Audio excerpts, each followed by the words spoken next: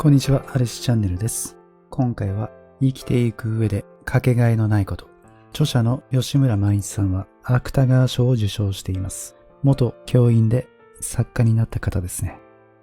休んだり食べたりすることを著者独自の視点で考察しています。とても印象に残る文です。いくつかご紹介していきましょう。眠る。私は双子の兄である。幼い頃はよく弟と一緒に寝ていた。ひたすら自分の眠りを眠っていたために長く気づかなかったが、ある時私は弟が目を開いて眠ることを知って驚いた。数ミリほどのまぶたの隙間から黒目が覗いているのである。覗き込むとはっきりと目が合う。しかしその目はどこか別の世界を見ていた。まぶたの中で目玉がぐりぐりと盛んに動いていることもあって、実に不思議な光景であった。寝床でおしゃべりしていて、ふと静かになったと思ったら、隣で弟が規則正しい寝息を立てている。その時私は一抹の不安を感じ、弟はどこに行ったのかといぶかりながら、じっと彼の横顔を眺めるのが常だった。私と喋っていた時とは明らかに違う原理に身を任せている弟の寝顔に、私はどこか神秘的なものを感じた。目覚めている時には決して伺い知れない個人的な意識を超えた何か大きな領域に彼だけが参画している気がして、置き去りにされたような焦りを覚えた。一刻も早く追いつこうとして目を閉じてみるが、眠ろうと意識すればするほど眠れない。この頃に私は初めて不眠というのを知ったと思う。頭の中の最深部に小さな光が一つ灯っていて、それがどうしても消えない。砂粒のような光だが、これが完全に消滅しない限り、決して眠れないのだ。不幸にして眠り方を忘れてしまった夜は、点々反則しながら、それまで何の苦もなくできていたはずの入眠というものが、いかに高度な技術を要するものだったのかを思い知らされる。そしてその技術は、決してこうだと言い当てられるものではない。最も簡単なことが、最も難しいのである。眠れないという事態は、単に疲労が回復しないとか、精神的に不安になるといった問題以上に深刻だと私は思う。それは一種の聖性というか、神聖な領域からの断絶を意味するのではないだろうか。眠っている人の表情を見れば、それがわかる。眠っている人は明らかに何かをしている。何をしているのかはわからないが、人間が覚悟をしなべて真剣で、なおかつ穏やかであり得るのは、実に眠りの時にしか見られない光景なのではあるまいか。どんな人間も眠りにおいて不真面目であったり、よこしまな考えを抱くことはできない。眠りとは誰もが大真面目で取り組む、ほとんど祈りに近い厳粛な意識領域だと思う。したがって、正しく眠れている限り、人間は大きく間違わない気がする。不眠を常態とする統合失調症患者は、寛解期に入ると、こんこんと眠り続けるという。良い眠りを眠る社会は、決して悪い方向に進んではいかないに違いない。私は3年半前の春に、27年間勤めた教職を辞し、専業の小説家という自由業に身を置いた。ずっと目覚まし時計に叩き起こされてきた日々から解放され、長年の睡眠不足を取り戻そうとするかのように、私は眠り続けた。今も1日9時間以上眠っている。あまりに多く眠る人間は長生きしないという。確かに私はあまりに寝すぎている。時々、特に一旦目覚めてから再び眠りの淵に落ちていく時などに、自分はすでに半ば死んでいるのではないかという気になることがある。なるほど。眠りというのはおそらくこの世ならぬ異界とつながっているに違いなく、端的しすぎるのは危険かもしれない。55年間生きているが、私は食べることの喜びが今一つ分かっていない気がする。小学生の頃、母親に、そんなにまずそうに食べるんやったらもう食べるな、とよく叱られた。自分ではそんなつもりはなかったが、食べることがうまく喜びに結びつかなかったようだ。その後も食べることへの関心が低いまま大人になった。今でも美味しいはずのものをごちそうになっても、心の底から喜べないので困ることも多い。しかし空腹に対する耐性は弱く、腹が減ったらコンビニのアンパンでとりあえず腹を満たしてしまう。このような傾向は衣、食、住全般に及んでいる。着るものは何でもよいし、どんなボロ屋でも住めば都である。おそらく私は人生の大切な部分の多くをないがしろにして生きてきたに違いない。しかし人が何かを食べているのを観察するのは嫌いではない。特に私が好きなのは大衆食堂で大して美味しそうにない丼や定食をかっくらっている労働者たちの姿である。彼らにとっての終尾の給は空腹を満たすことであり、味は二の次であるように見える。しかし十分に空腹な彼らにとって、どんなものでもそれなりに美味しいに違いない。そして彼らは決まって黙々と食べる。無駄なおしゃべりはしない。彼らの姿には一種の周知の表情がある気がする。何か目に見えない存在に対して申し訳なく思ってでもいるかのような伏めがちな顔。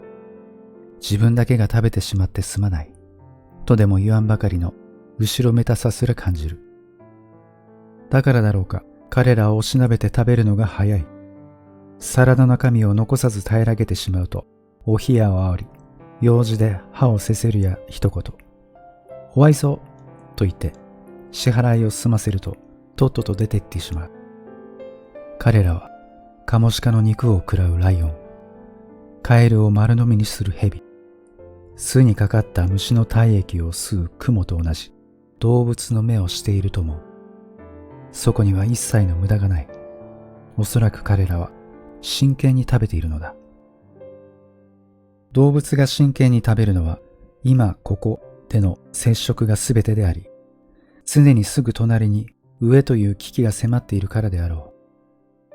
ほんのわずかのいただきますのますらないことが、かえって最も真剣ないただきますなのかもしれない。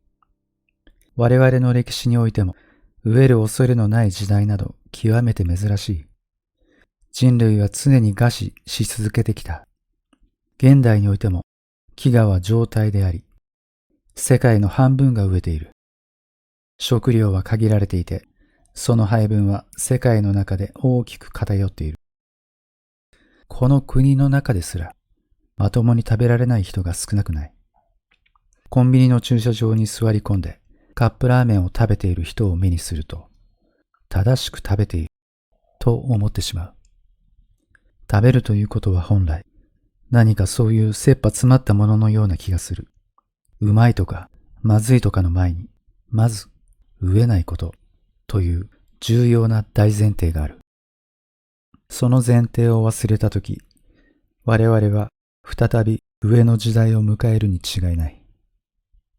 私は毎年年末になるとコンビニやスーパーの店頭からクリスマスケーキのパンフレットを取ってきてコレクションしている。そう遠くないだろう飢えの時代に、これら何十冊ものパンフレットをひねりつぶしながら、こんな時代もあったな、とのたうち回るための準備である。こんな贅沢な食べ物は人類史の中でも一種の先行に過ぎまい。何によらず我々人間を含めた生物全般にとって体内に溜まった蓄積物を適切に外に排出することは極めて重要な生理作用である。食べ物や水分、肺に取り込んだ空気からニキビや耳垢や鼻くそに至るまで出すことは生きることの根本と言っても過言ではない。さて、このような出すことは身体的側面だけに限らない。心の中に負った心的外傷、トラウマは抑圧されたままでいると、いずれ神経症を誘発するという。言わぬは腹くくるる技である。負の感情の出口がないと人間は危ない。スーパーで買い物をしていた老人がすれ違いざまに肩に当たった高校生の顔を突然買い物かごで殴り、逮捕されたという事件があった。その老人が孤独な暮らしを送っていたことは想像に難くない。彼はきっとどこにも自分の不満を出せないまま、うつうつと深い恨みの淵に沈み込んでいたのだろう。堪忍袋は常時満杯で、肩がぶつかったというだけで、その脆い尾は切れて、たまりにたまった負のエネルギーが他者へと一挙に放出されたのである。超高齢化社会の中で、人付き合いが下手で、うまく人前で自分が出せない孤独な独居老人は、ますます増えていくだろう。55歳の私も、間違いなくその予備軍の一人である。一人で街を歩いたり、車を運転していたりすると、ぶつかってきたり、マナーが悪かったりする人間に対して、私は紛れもない殺意を抱く。自分でもやばいと思うほどに。しかし、老人ホームやカルチャーセンターで孤独を紛らわせるのは、人間関係のストレスを考えると、私には全く気が進まない。他人は決して自分の意のままにならないからだ。同じ意のままにしようとするならば、相手は自分自身である方が、はるかに勝算がありはすまいか。ここで、グレアム・グリーンの言葉をご紹介しよう。物を書くことは治療法の一形態である。書いたり作曲したり描いたりしない人はみんな、一体どうやって狂気やうつ状態、人間の境遇にはつきものの追い詰められるような恐怖から逃げおおせるのかと、私は時々不思議に思う。今の社会がまともな社会であるかどうかは大いに議論のあるところだろう。異常な社会に無理に適応しようとして他人と齟齬をきたすより、ここは一旦賢く引きこもるのも老いの知恵なのではあるまいか。かくいう私も小説よりはるかに多く日記を書いていて、100冊近いノートの中に20歳からの自分が丸出しになっている。私の恥部には違いないが、これがなければ私もとっくに誰かを殴っていたかもしれない。孤独の中で見えないものに目を凝らし、聞こえない声に耳を澄ませる。それは少なくとも他人に対して自分の魅力や主張を無理に絞り出そうとするよりも、ずっと透明で謙虚な自分を引き出す一つの儀式であり得る。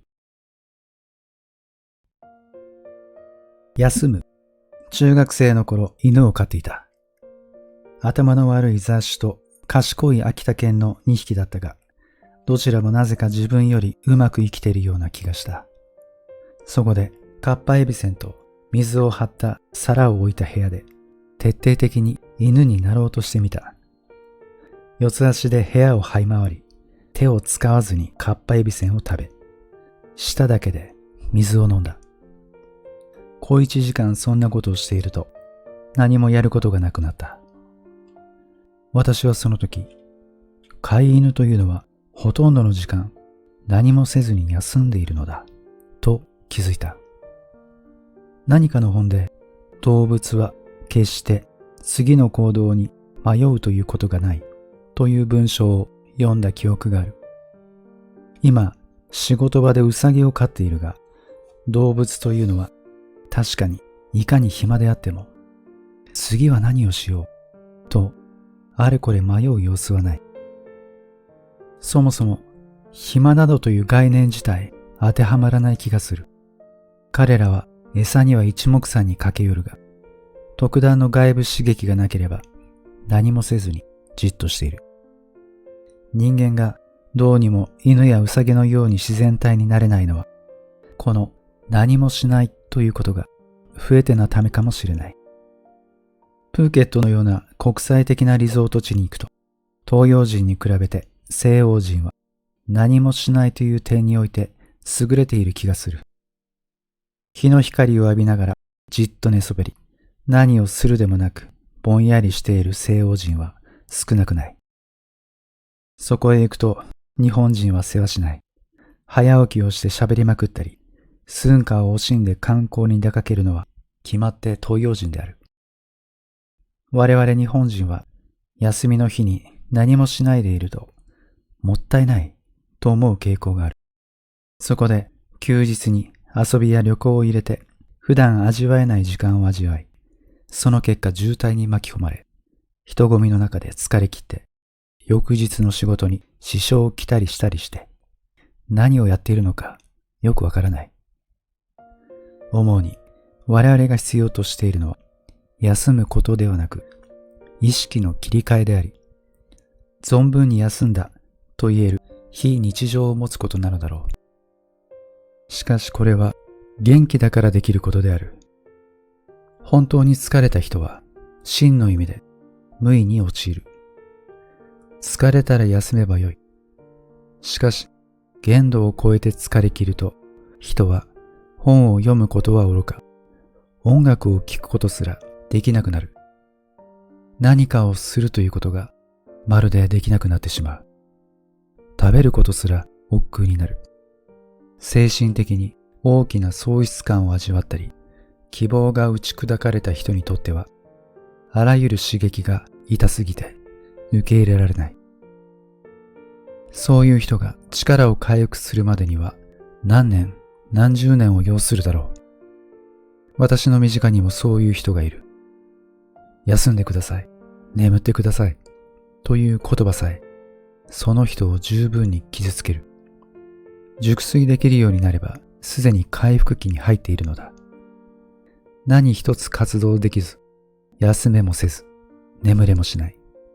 これが真の無為というものであれば、無為とはなんと残酷な状態であろうか。休むことは生きていく上で欠かせない。しかし一方で、誰もが上手に休めるわけではない。休むという最も簡単そうなことですら、人間にとっては限りなく難しい。書く。私は小説家だが、小説を書くよりはるかに多く日記を書いている。日記は20歳の時からつけている。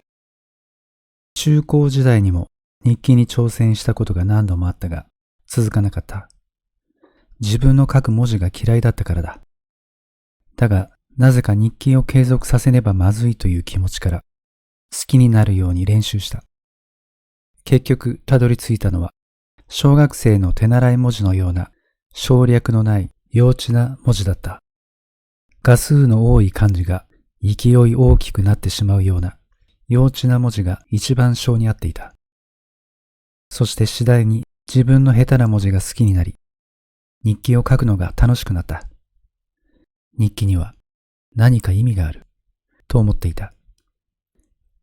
ある人にふざけて書いているんでしょと言われたことがあるが、その人は私がこの文字しか書けないとわかり、それがあなたの文字なんだと半ば同情するように納得していた。犠牲にしたのは筆順である。私は27年間教員をしてきたが、黒板の板書き文字の筆順はめちゃくちゃで通した。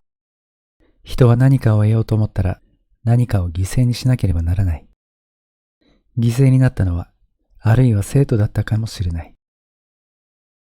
やがて小説を書くようになったが、小説はワープロで書いた。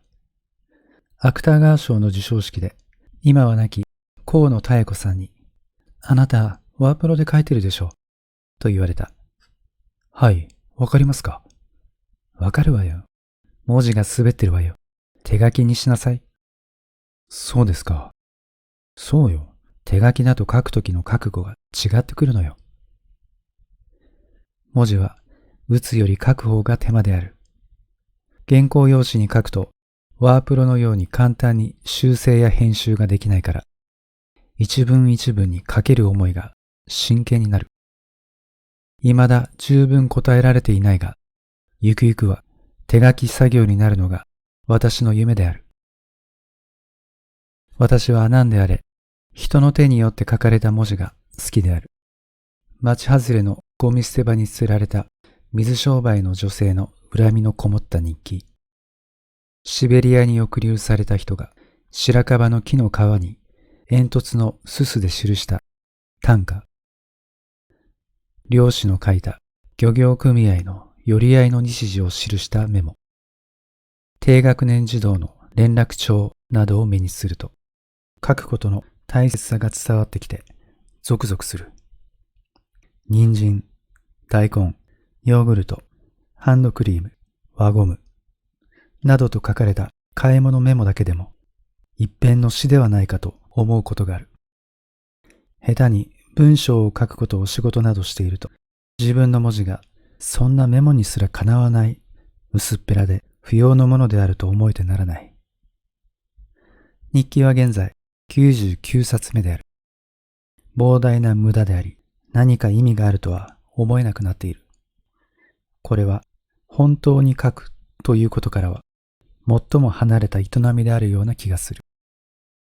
ツイッターやフェイスブックに溢れている膨大な文章を思う。文字を書かずにいられないハイパーグラフィアという病気があるらしいが、私はこれかもしれない。いつか主婦の買い物メモに劣らぬ必然性のみなぎった忠密な小説が書けたらと思う。昨年、若松英介さんに連れられて、熊本の石牟礼道子さんに会いに行った。私は彼女にサインを求めた。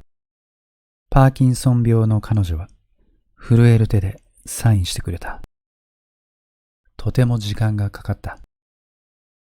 これこそ書くということだ、と思った。刻み込まれた情念に湯気が立つようだった。触れる。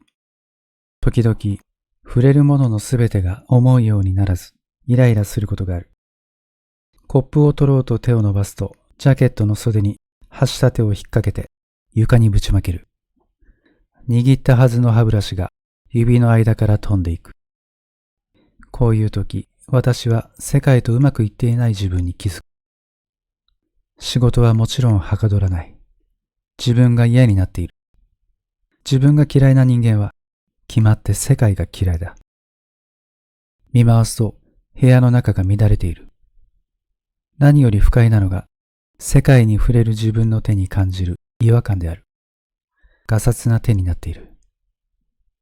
何かじっとしておれぬようなうずうずした不快な収束感が手を覆っている。世界に触れるとすべてのものが私の手を汚し、私の手がすべてのものを汚す気がする。私は石鹸で手を洗う。冷たい水で洗うと手はかえって熱を帯びてほてる。熱い湯で洗うと痒くなる。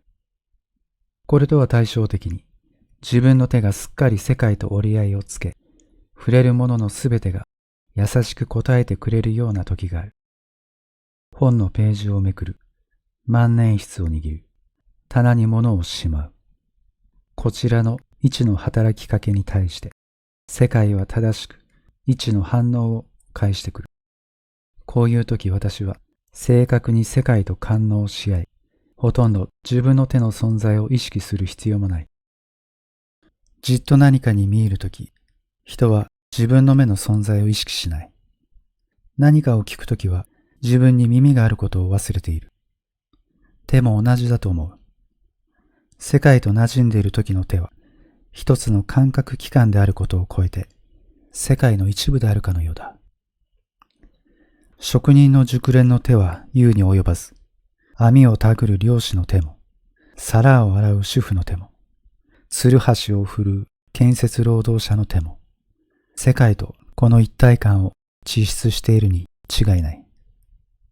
30年後の未来にシンギュラリティというものが到来し、人工知能が人間を凌駕する2045年問題という予測がある。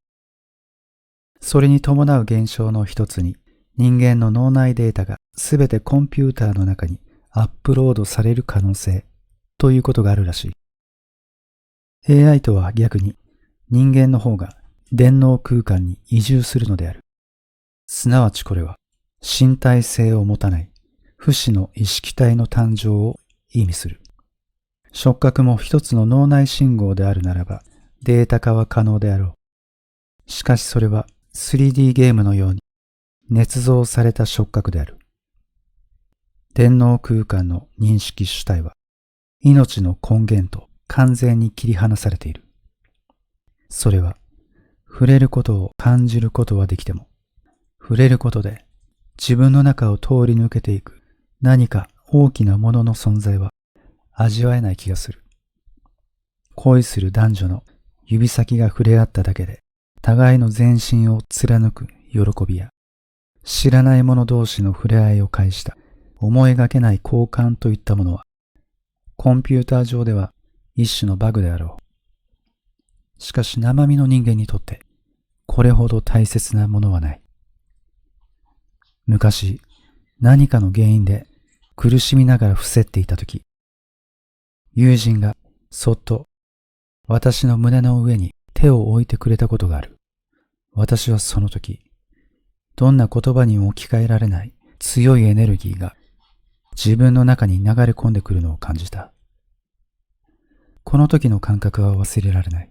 その友人が特別の存在だったのではない。彼は何か大きなものの媒体であった。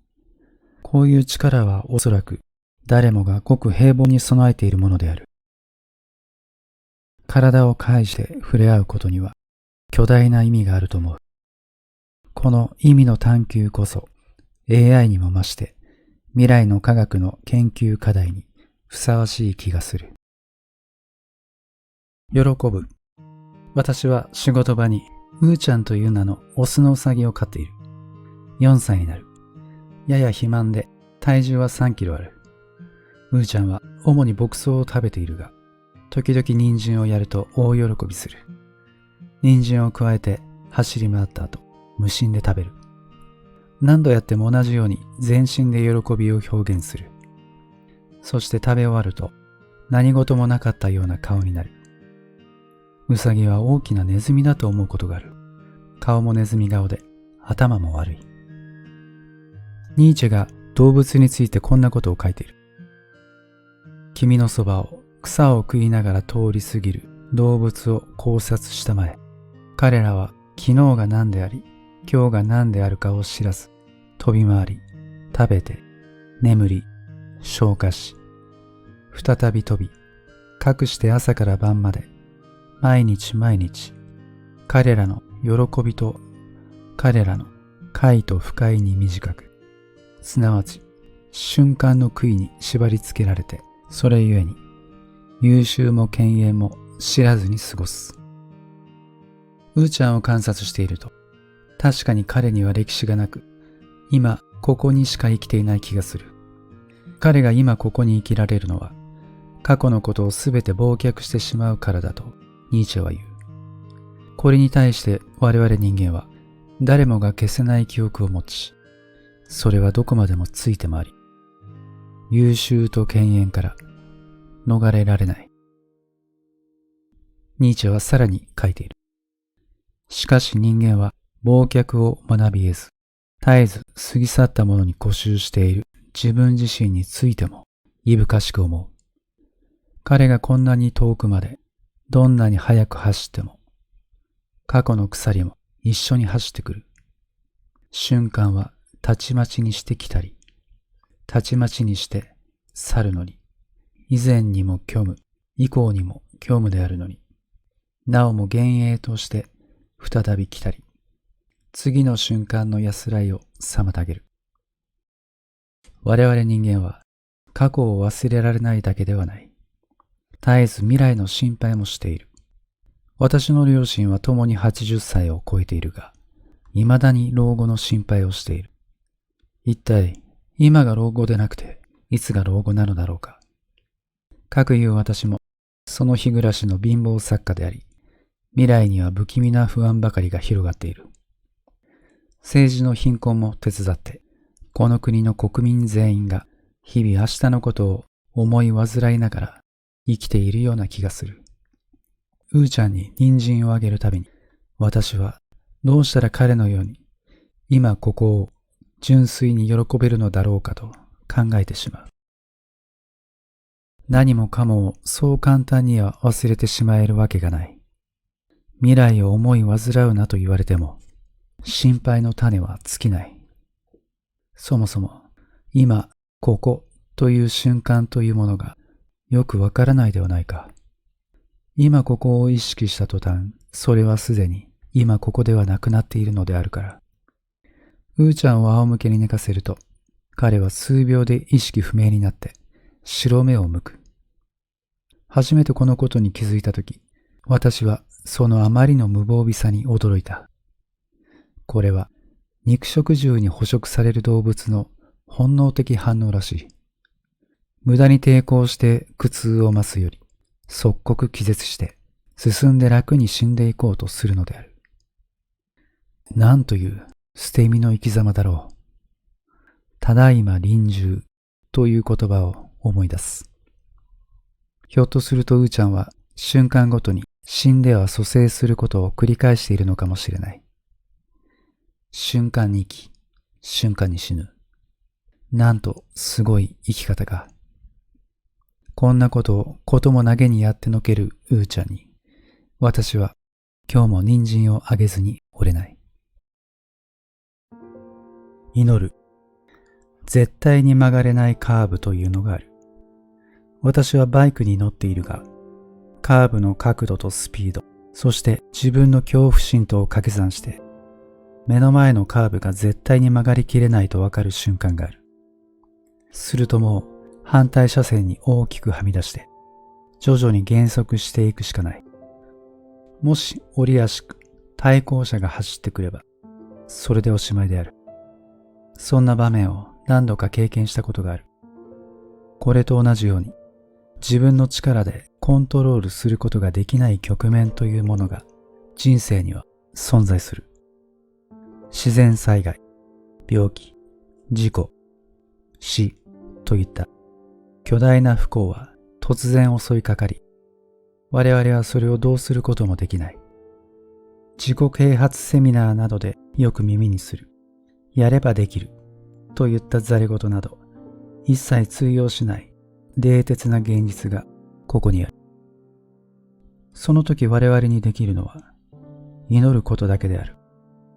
巨大な不幸はどんなに泣き叫んでも1ミリも動かない鋼鉄の山のごときものである。そんな絶対の不幸を前にして身を震わせて恐れおののき、自分の無力さに絶望して気がつくと何かに向かって手を合わせている。それが祈りであろう。信仰のあるなしにかかわらず、人はおのずとそうせざるを得ないものだと思う。そして、あらかじめ祈るということができる人は稀である。人はその時になって初めて真に祈るのである。しかしこの祈りはまず届かない。人類の歴史の中で一体どれだけ多くの人々が懸命にこのような祈りを捧げてきたことだろう。しかし我々の住む世界は太古以来連綿と理不尽極まる巨大な不幸に虐げられ続けてきた。そして今もリアルタイムでどこにも届かない祈りが何かに向かって捧げられているに違いない。度重なるテロの犠牲者、自然災害の犠牲者、空爆の犠牲者、内戦の犠牲者、不治の病の犠牲者、交通事故の犠牲者、自殺者、彼らやその身内や友人たちの捧げる祈りは絶えることがない。悲劇が起こるたびに国は万全の対策を講じていくというが、その下の根も乾かないうちに次の悲劇が到来する。幸や悲劇は数や統計ではない。大切な人を失った人にとって、それはすなわち全世界の崩壊に等しい。末期がんを宣告された人にとって、未来とは一体何だろうか。救われない魂は世界中に満ちている。今は平穏無事な暮らしを送っていても、次の瞬間、絶望の淵に突き落とされるかもしれない。考えれば考えるほど、絶対の安心などというものは存在しないように思われる。生、老、病、死、ことごとくが苦しみである。あるいは、どこにも届かない祈りこそ、ひょっとすると、真の祈りなのかもしれない。絶対者が存在して、我々の祈りを聞き入れて、奇跡を起こしてくれたとしよう。大切な人を失わずに済み、末期がんが治る。これは救いである。しかし、一時的に不幸を免れたとしても、遅かれ早かれ、大切な人との別れはやってくるし、人の寿命も必ず尽きる。祈ることで永遠の命が得られるなら、それはもはや人間ではなかろう。我々はいやおうなしに祈る。しかしそれは、そうせざるを得ないから、そうするのである。もちろん我々は奇跡を切望する。大切な人の命が持ちこたえてほしい。末期がんが治ってほしい。そう願って手を合わせる。しかしこの祈りがどこにも届かないという冷徹な事実こそが、その不幸、悲劇を真に終わらせてくれるものなのかもしれないのである。奇跡のようなものがそこに介在してしまえば、我々にとっての悲劇はいつまでも継続してしまうのではあるまいか。そんなものがあれば、我々はいつまで経っても諦めることができないではないか。そして、奇跡が起こらないのは祈りが足りないからだと考え、狂いの地獄へと足を踏み入れてしまうかもしれない。真の祈りは届かない。絶対者は何も答えてくれない。この沈黙こそが我々の祈りに天が答えてくれたということかもしれない。自分の力では絶対に曲がりきれないカーブは、やはりどうしても曲がりきれない。その向こう側は人知を超えた領域なのだ。